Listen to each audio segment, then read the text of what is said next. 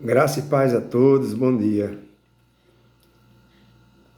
Como é Deus? A pergunta que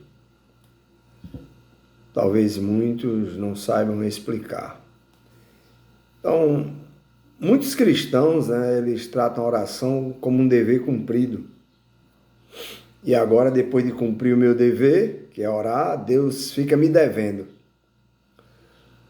Esse é o entendimento de muitos. Então, o culto torna-se uma espécie de barganha, de transação. Eu dei meu culto a Deus, agora é a vez dele me retribuir.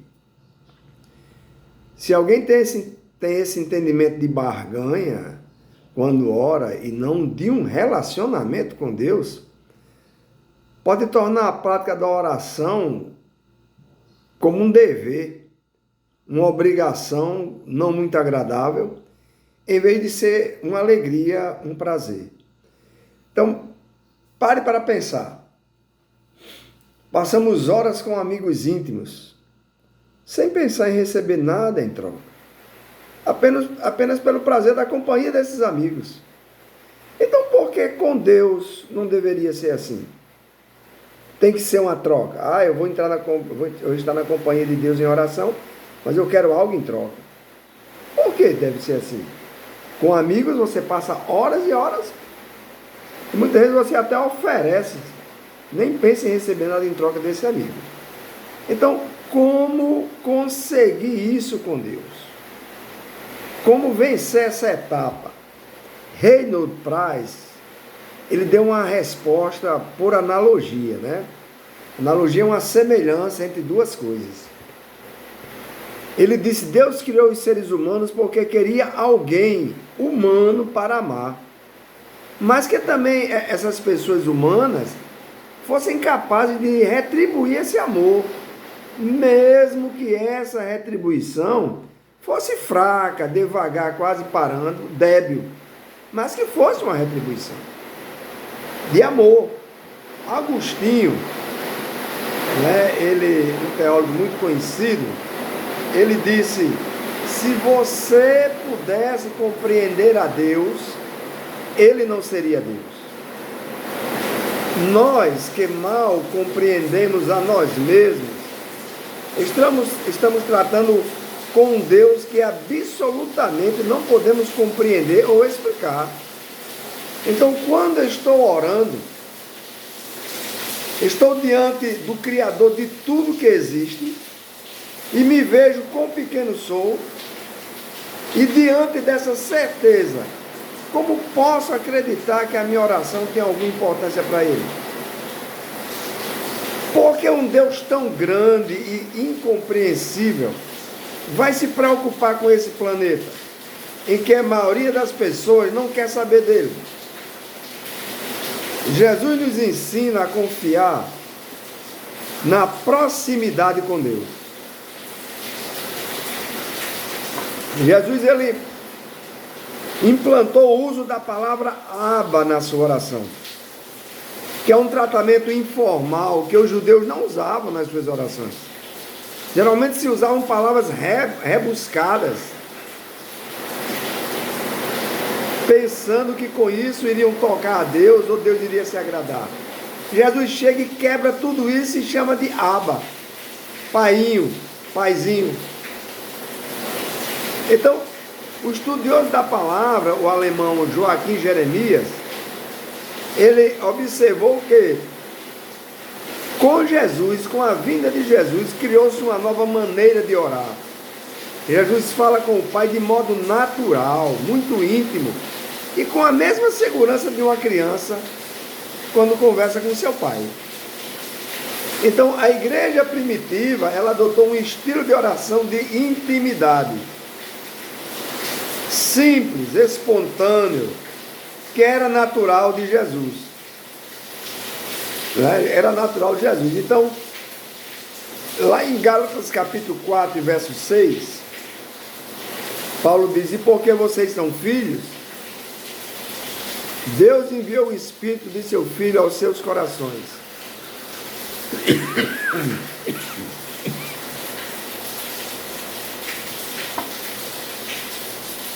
E esse Espírito clama, Abba, Pai. Lá em Romanos 8, 26 e Gálatas 4 e 6, Paulo nos apresenta uma intimidade enviada aos nossos corações pelo próprio Deus, nos doando o Espírito Santo, e com isso nos aproxima mais dele, que agora o próprio Espírito de Deus mora em nós, está dentro de mim. Não tem como eu não ter uma proximidade, a não ser que eu não queira, que eu não valorize isso, que eu não entenda isso. Então, de um lado, eu conheço a realidade da grandeza de Deus. Do outro, eu acredito que Ele deseja ser íntimo de cada um de nós. Então, nós temos um Deus que não se submete às regras humanas, como o tempo, horário, mas um Deus que tem capacidade de atender a todos. Deus tem todo o tempo do mundo para cada um de nós. O salmista, no Salmo 90, o verso 4, ele grita em alta voz que mil dias para Deus são como o dia de ontem que passou. Em 2 Pedro 3,8, ele vai dizer: um dia para o Senhor é como 1000 anos, e 1000 anos como um dia. Então, amados, como seres humanos, limitados, não conseguimos imaginar como Deus ouve bilhões de orações em milhares de línguas, dialetos e idiomas. Porque a gente está preso no tempo, na terra, à cronologia, aos dias. Por isso não podemos imaginar a eternidade onde Deus vive, que é no Kairos, que é atemporal. Então, Jesus, que aceitou as limitações do tempo, era Deus em forma de homem, né? O Verbo se fez carne, aceitou essas limitações do tempo enquanto aqui viveu. Ele entendia melhor que ninguém a enorme diferença entre Deus e os seres humanos. Jesus conhecia a grandeza de seu Pai e às vezes refletia, reproduzia a imagem do Pai de maneira nostálgica, com saudades do céu. Como ele disse em João 17,5, ele disse: a glória que eu tinha contigo antes que o mundo existisse. Então Jesus sabia que apesar dessa glória tão grande, esse Deus e Pai se preocupava pessoalmente com os pardais, com os lírios do campo, e também sabe quantos cabelos temos na nossa cabeça. Então Jesus valorizou a oração, por isso passou muitas horas orando enquanto esteve entre nós. Tornou-se vulnerável como nós, ou seja, frágil. Foi rejeitado como nós somos, rejeitado muitas vezes, e sofreu provações como nós sofremos. E em todos esses casos, ele optou por orar. Amém? Pense nisso.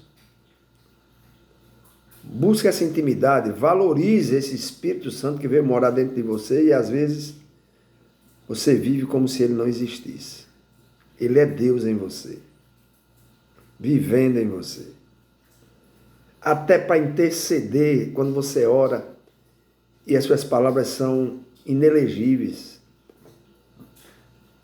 Ele atua com gemidos inexprimíveis diante de Deus, para interpretar o que você quer. Pensa nisso e coloque em prática.